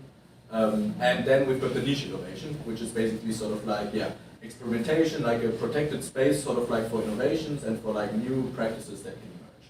And so in the first phase, we've got like pressure from the landscape level and from the regime on the niche innovation, which then sort of can get aligned in the second phase. So like the different niche innovations, when you've got like different sort of ideas of how something could work like differently, and then sort of like in the second phase, like these different ideas, they sort of stabilize and come like a little bit more aligned. And then with pressure from the landscape on the existing regime, that could, for example, be, okay, we realize that our like fossil fuel burning is not like a good idea anymore. Then we've got like sort of here in this third phase, which then comes, we have this window of opportunity, which I think like you just also talked about a little bit, right? Okay. Yeah, so we've got a window of opportunity here in this third phase, and basically sort of like there we can have these sort of ideas from the niche become aligned and become like a part of the new consumption production system, which then sort of influences the landscape again, and which is then institutionalized. That's my cue. Okay, so that slide is just to. I'm sorry? Should I skip it? I just want people to see that the production process, the consumption process, and their feedback loops, and then my area is the governance. So go ahead to the next one. All right, so governance. Governance is where the state uses its authority to establish law and enforce the law and policy, and it is through governance that anything that we're talking about happens. So I'm standing here for this group, but what I'm saying applies to everybody. The big question is, of course, who decides? And the big, in the final analysis, the question is this model even feasible? What we have in this article is, the basic vision is a modified business as usual idea, where you're perpetuating the current global order and trying to force it into harmony using state power, force it into harmony with sustainable use of resources. And of course, that's very difficult given the challenges of failed politics, elite capture, and entrenched incumbents, and the generalized policy of growth. So the opportunities we have are the necessity and the demand, so progressing it.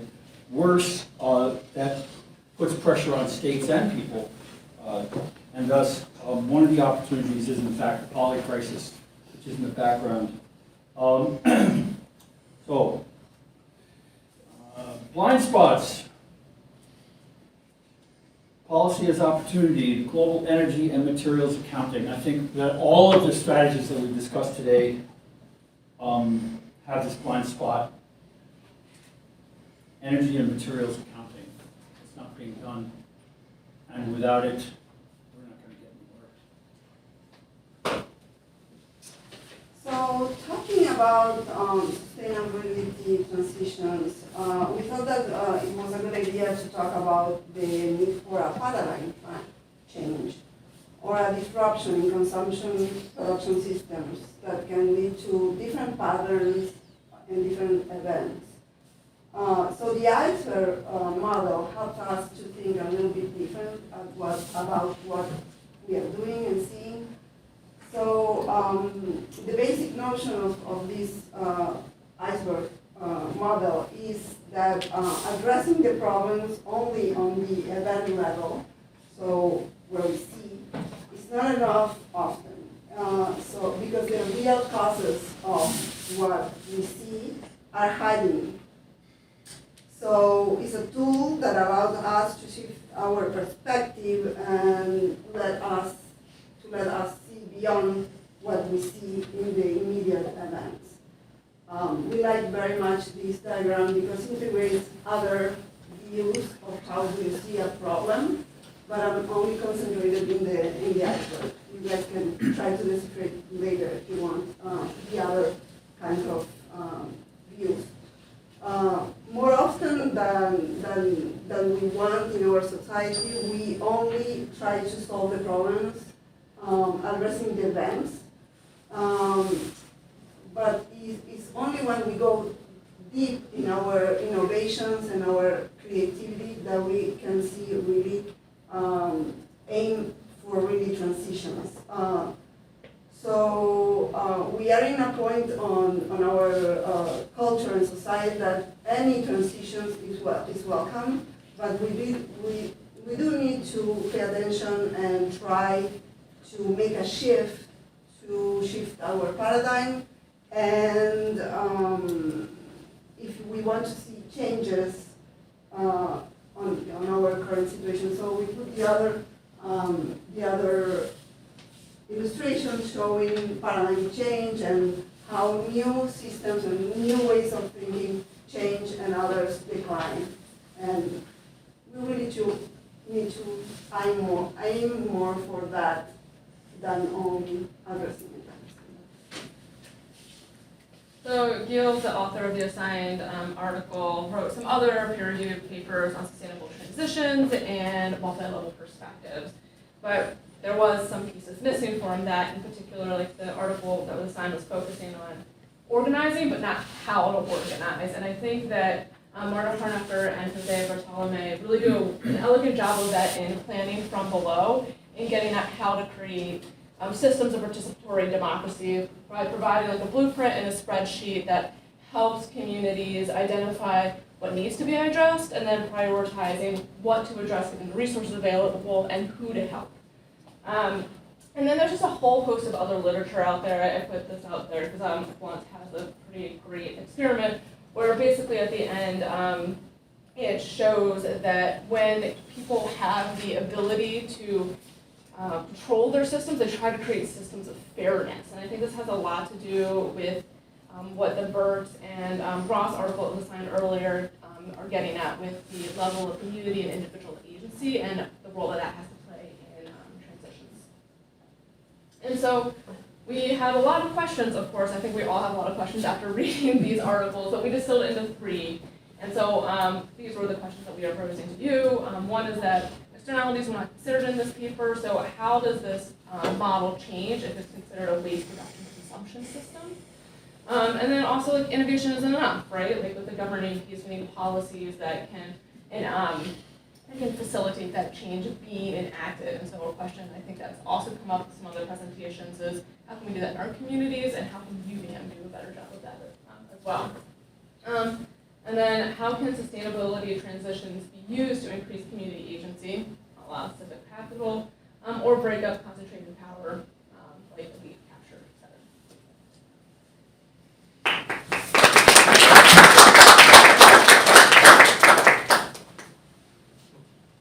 One final question. Or comment on these questions. We have one more group left to go to, is that right? Yeah, one. Oh, maybe we should just, Okay, well, thank you. So, my apology that I will take maybe a couple of minutes beyond the bus time from your busy schedule. Let's go for 12:05 to finish this class. So, last but not the least group, the disaster resilience. the 2 of them behind me. Go ahead, please.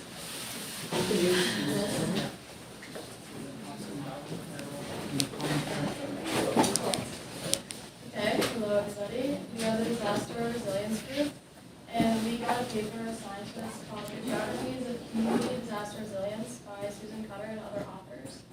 And Cutter is a pretty big author within the disaster resilience field.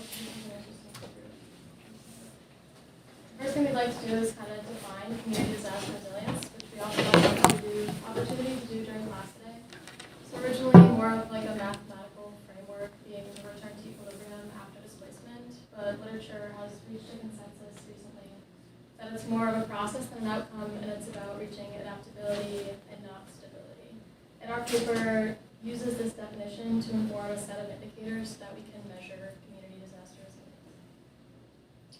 Cool. Okay, so getting a little bit into the methods of this paper we were looking at. So they developed the BRIC model in this paper, which is very similar to the DROP model, so maybe you guys have heard of that. But basically the BRIC model is the baseline resilience indicators for communities. And they specifically look at these 6 categories for trying to predict a specific community's resilience to these disasters. So they're looking at social resilience, economic resilience, housing and infrastructure resilience, community capital, institutional resilience, and then environmental resilience.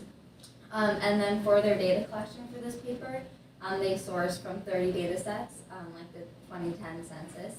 And these data sets were ranging from the year 2000 to 2013. So with all of this data and these 6 kind of categories, they were able to create these maps. And they're doing this looking county by county in the US of trying to predict certain communities' response to disaster and the resilience that they're going to have. And so we can see green is high resilience and then purple is low resilience. And the maps, we could look at this for a really long time, but basically A is looking specifically only at social resilience, and then B is looking only at economic resilience, and so on. And so you can kind of see how these maps change drastically based off of the different categories or specific indicators that they are looking at. So, So here we have our cumulative map representing the BRIC index. And the map determines that the highest levels of resiliency are in the upper Midwest or the Great Plains region, while the lowest resiliency points are kind of along the US-Mexico border, some places in Appalachia, and in the American Southwest area. And so they identified some of the key indicators that led to higher scores, and those were a high percentage of the population having health insurance, a high food security, higher rates of employment and home ownership, and a high percent of residents who are not recent immigrants. And then the low indicators consisted of low equality in educational attainment between populations, limited access to a vehicle, which in the US we know many of our counties and communities are very car heavy, fewer doctors, makes sense, high food insecurity, low voter participation, high water stress, which we know is prominent in that region there, and a high number of recent immigrants. And so we'll come back to this map, but kind of our main critique started to emerge when we looked at those indicators, because as the author said, and they didn't really expand much upon it, but that number index of percent population of recent immigrants really stood out to us as interesting. So we wanted to know more about why they measured that and what those indicators really meant. And so we dug a little bit into those metrics that they used, and so they used 49 variables total. And so we looked through the literature to see where and why they were measuring immigrant populations. And we found that in the Community Capital Index, they equated place attachment sort of with residency time in an area. And we'll discuss more kind of why we thought that was interesting, but essentially that metric is based on an assumption that the more time you spend in a region may lead to a greater connection or place attachment to that area, and that may lead to greater community resilience. We're thinking about community capital and who can rely on one another after a disaster. Yeah, so we decided to challenge that assumption a little bit and read the 2 cited papers that they gave for those metrics. And we struggled a little bit. So this paper here, one of the citations, had a really excellent explanation and discussion of place attachment. Basically, they defined it as the emotional connection to your neighborhood or city, kind of separate from the people who are there. And they made a great point that this could help or hinder resilience. So you could have high place attachment, and the community is completely devastated after an event, and it takes resilience. Or you could have another scenario where it's used as an incentive to rebuild quicker and better than before. So it really depends on the situation and the temporal scope that you're talking about, whether it's a positive or negative. So again, we were kind of questioning why the main paper used it solely as a positive indicator for place attachment and therefore for community capital, or sorry, just for community capital. And then also, going further with that, why did they use immigrant population as the measurement for place attachment when neither of their cited papers discussed immigration at all?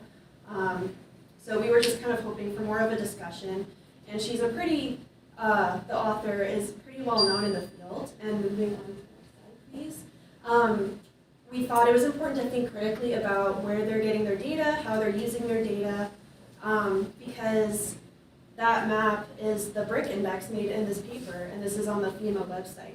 So FEMA uses these metrics that came out of this paper for their National Risk Index, and if one of those measurements is immigrant populations, that could be very harmful. It could be potentially inaccurate, and so we are basing our predicted resilience on potentially inaccurate measurements. So it's just something to think about and something that we had hoped that she would have gone into more in her own paper. Yeah, and then just to summarize, it's important in our own research to think critically about how we want to use metrics and who that may harm.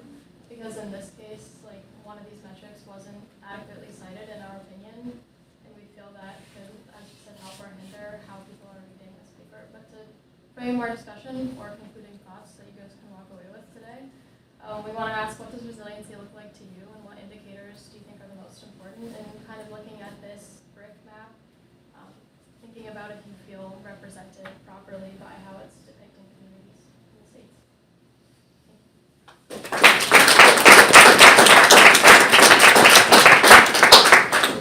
Questions, comments? Sorry, I'm a little confused. Can we, so dark purple, low resilience. Yes. And on the list you read a bunch of different factors that contribute, like not that many doctors. Yeah. Blah, blah, blah. And one of those factors is high immigrant population or low immigrant population? So they use a high recent immigrant population as an indicator for low resiliency.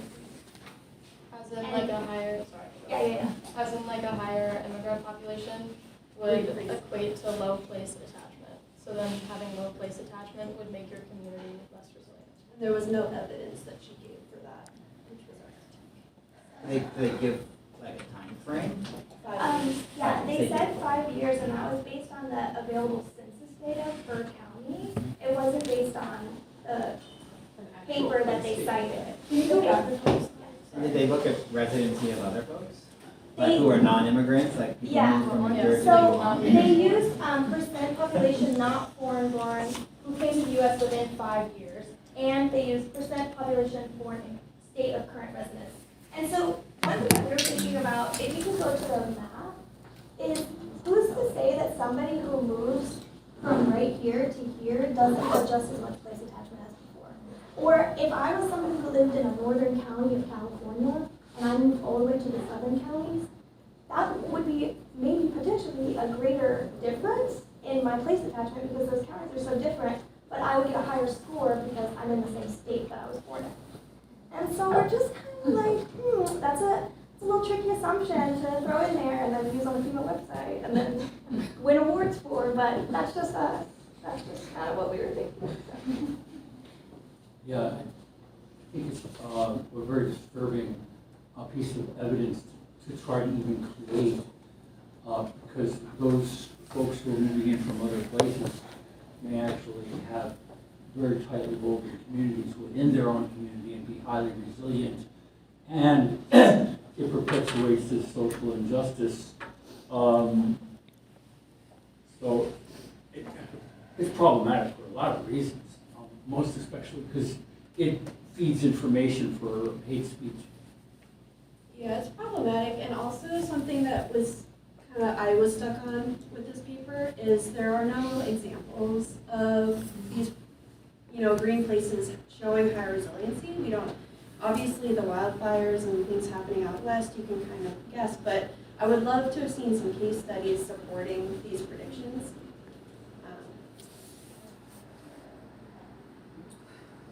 I just think it's an interesting assumption that if you haven't been somewhere very long, you can't be attached to it. And I think that needs to be interrogated as much as like wherever you're from. Yeah, I fully agree. There was another article that was like about urban sustainability and migrant populations and place attachment that we looked at, I was earlier just briefly, and it had said that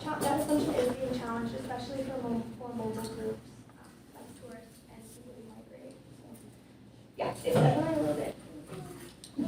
That also has a pretty significant impacts for inviting people into areas for conservation and all of these other things that we're gonna be, you know, if it's only people who've been places for a long time who are relevant. Right. Yeah, exactly. And It's they something have an inverse problem. Yeah. Maybe those of us who've been around a long time have a problem. Wonderful. Thank you so much. Just one quick 1 minute. I know it's we are over the time.